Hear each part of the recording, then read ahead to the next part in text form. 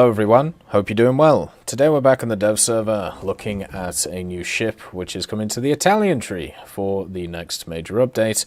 This is the Albatross. We already have another ship at least which is called the Albatross, but you know how it is. Some things share the same name, but at least this one is in a different tech tree.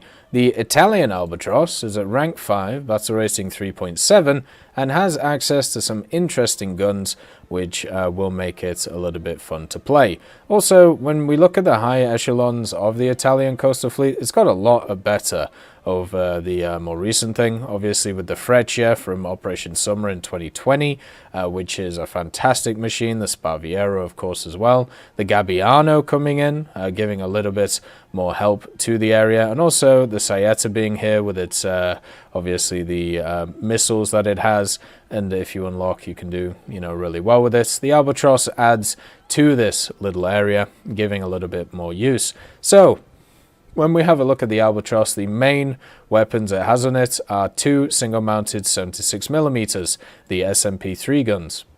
One on the front, one on the back. Then it also has a dual-mounted Bofors L70, which looks incredibly mean. When you actually have a look at the model here, it looks super cool, especially with these new textures that they're running when it comes to the dev server stuff. At the same time, it also has a bunch of Hedgehog mortars, which will be pretty much completely useless, but at least they look cool. And also, my favorite thing about these, they're just exposed ammo racks. So if you shoot them, they go boom. Which is a little bit of a problem. Also, it has two depth charges because once again, a lot of naval stuff in game has some pretty useless mechanics to them. The other thing which is interesting about this ship is the fire director. Now, when it comes to fire directors, this is more of a new mechanic that's come into naval the last little bit, and this one is insanely good for the 76mm. So you can see fire solution calculation time only 8 seconds. The update is every 4 seconds. This really means that this thing can pump out a lot of very, very accurate fire, even if the targets are miles away.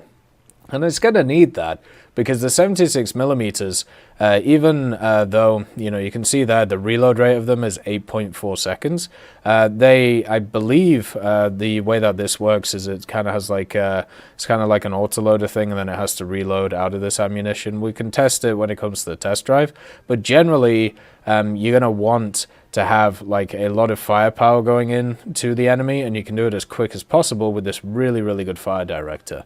When it comes to the engine, you can see it's actually a really kind of unique one that you don't see on many machines, with these two set up in parallel, and also this really interesting smoke funnel on the back here with a tiny place out when it comes to the actual pipes themselves.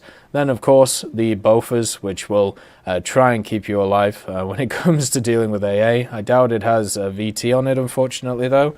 But at the same time, if you have any targets which are close to you and the 76s are out of action, the 40mm will do a lot of damage to them, so it should be completely fine.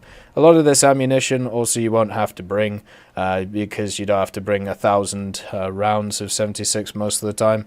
And when it comes to the armor profile, unfortunately it's non-existent.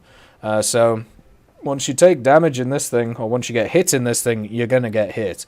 And the crew is actually quite large for this machine, 117, but it will be very easy to take out your turrets and also very easy to take out your center. So similar to stuff like the SKR-7 or the Project 159 for the Soviets, it will be able to deal a decent amount of damage, maybe not as many as those, but also it will receive a lot of damage, which is a bit of the problem. The 40mm have HEIT on them, so no VT unfortunately, but the 76s have the classic HE, then HE, then HEVT. So the difference between these two HEs is basically the explosive mass that's in them. You can see here the T2 equivalent of the second one is 864 grams with a 6.43 kilo projectile mass, and then this vehicle is at 6.3 kilos with a TNT equivalent of 777 grams of explosive mass. So the penetration is only 1mm difference. The main thing is the amount of damage that they do. So the second one is obviously better. And the HEVT is going to be useful against aircraft and also sometimes against little machines if you're struggling to actually hit them. You do get obviously the bomb mortar with the hedgehogs on the front, and all of the other ones are pretty standard. You don't get any torpedoes on this machine. You don't get any rockets or anything like that, unfortunately. But you do instead get stuff which is a little bit more useful. So the Italian naval tree is probably not the best in the world. It's one of those which is definitely seen as weaker than some of the other nations. But with additions such as the Albatross, being brought in, it basically means that you'll be able to have a little bit of a better time when it comes to them. You can see the length of the L-70s there, by the way. Look how long the 40mm are. What are you shooting at? All right.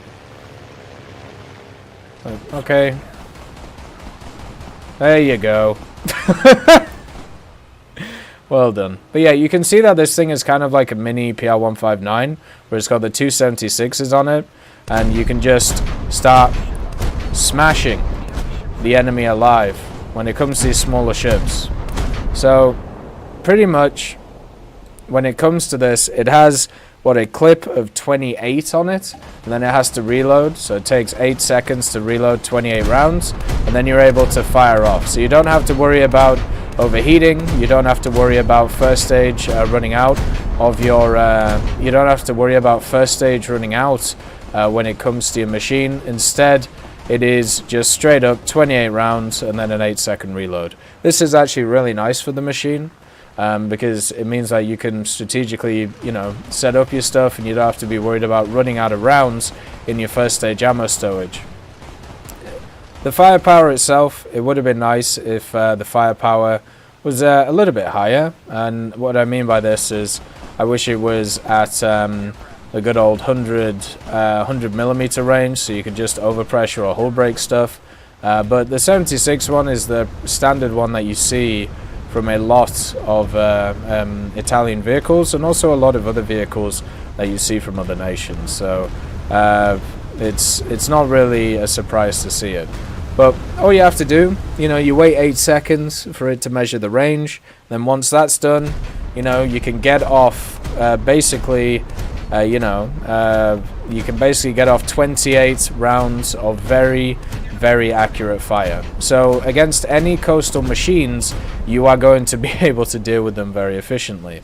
And when it comes to even the destroyers that find themselves around these BRs, which are normally, remember, the lighter ones, like the reserve stuff, you are going to be able to target ammo racks because they don't have a lot of armor on them, and with the rapid fire of the 76s, do a decent amount of damage. So this machine is looking pretty spicy.